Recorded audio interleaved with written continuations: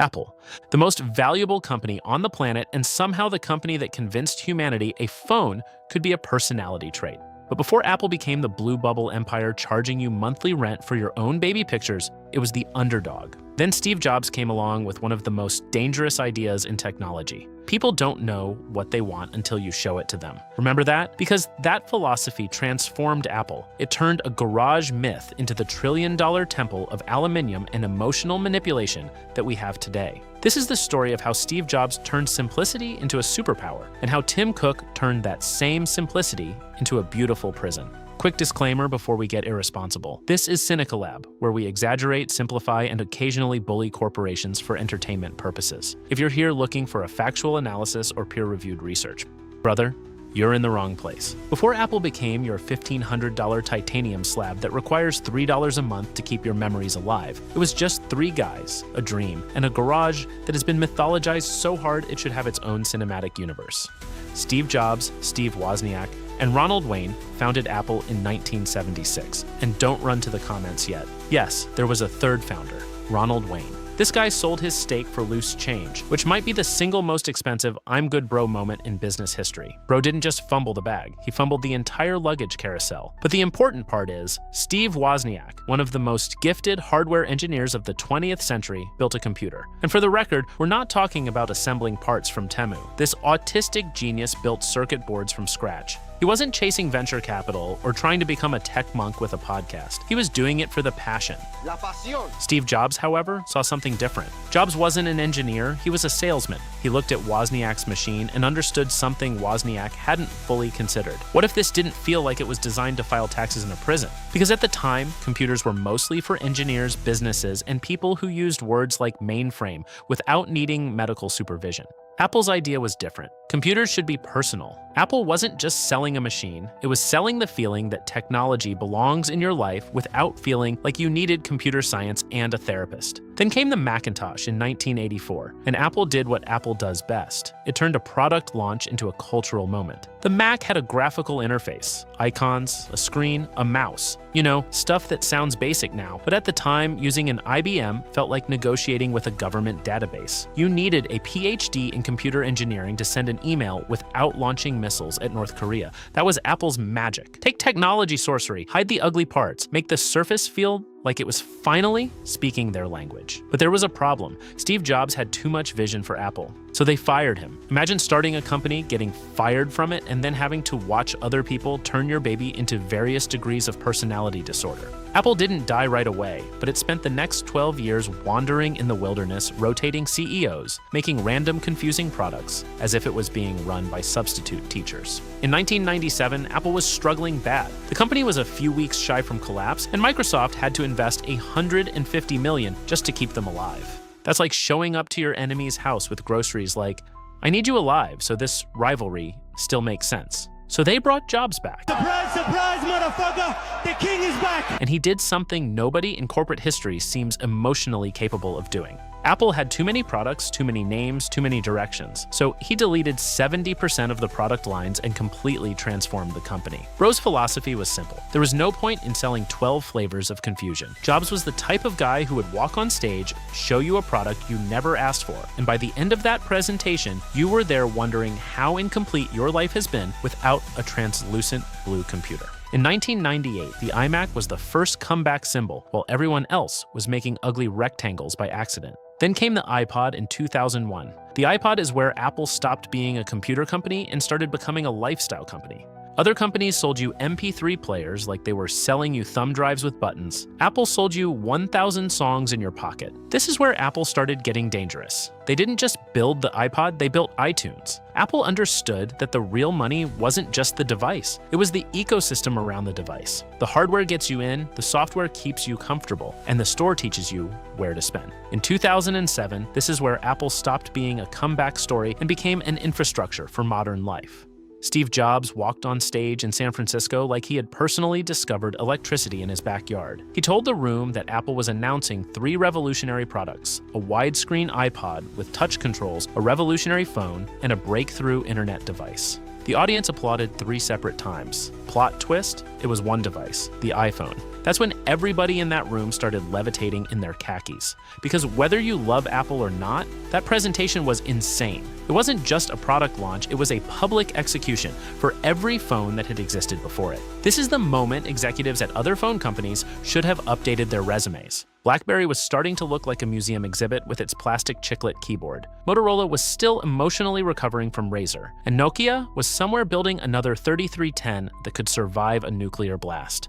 You see, before iPhone, it was like phones had no real standards. You either had flip phones, slide phones, phones with antennas the size of KSI's forehead, phones with an entire physical keyboard, or whatever plastic geometric experiment was trending that year. Apple walked in with a reflective obsidian monolith and changed the world. The iPhone didn't just improve the phone, it changed what people expected a phone to be. As if that wasn't enough, Apple dropped the iPad in 2010. This is where Jobs' philosophy reached its final form. People don't know what they want until you show them. Nobody was begging for a humongous glass rectangle with a toxic relationship with fingerprints, but 15 million people and their mothers got one. Apple didn't need you to understand what the product does right away. They just needed to put it in your hands long enough for you to start making excuses for why you suddenly need one. For a moment, Apple was unstoppable. Every product felt like it was dragging the future closer. From the iMac to the iPhone, 9 years, 5 products that each redefined the category they entered. No company in the history of consumer electronics has done what Apple did between 1998 and 2010. And the gap between Apple and second place is not even close. Let that sink in. From a garage myth in Los Altos to a $300 billion empire by the end of 2010. And this, my friend, is where the real problem begins. Once a company controls the place where your life happens, the question is no longer, do you like the product? The question becomes, how painful would it be to leave? And Apple was about to make sure the answer was very painful. On October 5th of 2011, Steve Jobs passed away. The company obviously did not collapse. The momentum carried everything. The iPhone was taking over the world, the iPad had just made tablets feel real, and Apple was the most valuable companies on earth. This is where Tim Cook enters the story. Cook was not Steve Jobs. Jobs was the master of illusion, but Tim Cook was an entirely different type of breed driven by audacity. Cook was the supply chain genius, the operations guy, the man who could look at the most complicated manufacturing machine on earth and somehow make it print money with better margins. So no, Tim Cook did not destroy Apple. He turned Apple into a money printer with rounded corners. Under Jobs, Apple felt like it was solving problems that existed. The computer was complicated, so Apple made it personal. Music was messy, so Apple put 1,000 songs in your pocket. Phones were clunky, so Apple made them the glass rectangle of the future. That was Apple's magic. Under Tim, the question became less, what problem can we solve? And more, how much margin can we extract from the problem? That's when the company started feeling less like a company inventing the future and more like a company optimizing the future it already owned. Then come 2016, the iPhone 7 launched, and the headphone jack deleted from existence. Apple didn't just remove the headphone jack, they executed a piece of technology in broad daylight and acted like that tiny hole that carried decades of music, emotion, and aux cord diplomacy never existed in the first place. They immediately launched the AirPods. Apple removed the thing that has worked since 1964 just to sell you the solution for that problem for $159. Apple's chief of marketing had the audacity to stand on stage and say that the decision required courage. Courage. Brother, courage is walking into a burning building. Removing a hole from a phone and selling wireless earbuds is not courage. That's capitalism wearing a black turtleneck. And the annoying part, AirPods were good and fit right into the ecosystem perfectly. And once Apple realized that worked, they took it as a dare. The charger disappeared from the box, the SIM card tray disappeared, ports changed, adapters multiplied. Even the little Apple stickers that made unboxing feel like a tiny tech baptism started getting Thanos snapped. And somehow, you're still paying more for less stuff. Oh, hell no! The product that Tim prioritized wasn't even the iPhone. Tim prioritized the world around the phone. Once Tim removes your favorite feature, you can just leave Apple for Android. The same way you can technically move to another country, change your name, abandon your family group chat, lose your photos, replace your watch, replace your earbuds, replace your laptop, and the social consequence of explaining to your friends why your message thread is green. Apple didn't just invent pressure, but they absolutely put it in your group chat. Those green bubbles are one of the most ridiculous class markers in modern technology. Imagine judging someone's social value because their message arrived in a different color. That's not communication. That's a color-coded psychological warfare. And Apple knew exactly what it was doing. The company convinced people that a $20 micro SD card was a low-class feature meant for cheap Android peasants, then turned around and charged you an extra $200 for extra storage, or $9 a month forever, because your baby pictures are now being held emotionally hostage in iCloud. That's the margin era. Apple is no longer the king of innovation. In 2019, they announced a $1,000 monitor stand for fuck's sake, sold separately from a $5,000 monitor. What do you mean a $700 Mac Pro wheels, $20 polishing cloth, a $230 sock? Who asked for these things? Don't even get me started with the Vision Pro. Buddy, don't get me started.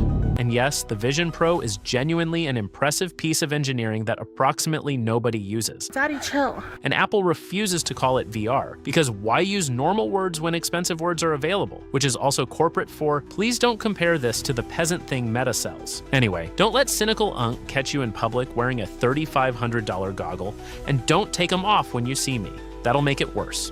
But Vision Pro is not the main story here. That's a story for a different video. The point is that Apple keeps trying to prove it can still pull the old trick. Every year, the camera gets slightly better, the chip gets a little faster, the screen gets brighter, phone gets a new metal name that sounds like it was mined from a Marvel planet. Jobs used to walk off that stage and tell you the thing you just watched would be in stores in like 60 days. The Cook era introduces a different philosophy: announce theory products and trust that the press cycle generates the same stock movement whether the product ships or not. Apple Intelligence was announced in 2024. In 2026, Siri remains approximately as capable as she was in 2011, still answering questions like she's checking with legal first. The features keep getting promised, the dates keep getting extended, and Apple's stock keeps going up, which means the announcement is working exactly as intended, even when the product isn't. So is Apple dead? Absolutely not. And anyone saying that it is either farming engagement or using a Samsung with unresolved childhood trauma. Financially, the numbers are extraordinary, maybe breaking calculators as we speak. But the idea of Apple fell off. The old Apple solved problems. The new Apple charges you $2.99 for rent on a device Steve Jobs already sold you. This has been your host, Cynical Unk. I break down why the system isn't broken, it's working exactly as intended. Subscribe. We're only this many poor decisions away from 1 million subscribers. Do it now before Apple announces iSubscription and starts charging you monthly for it.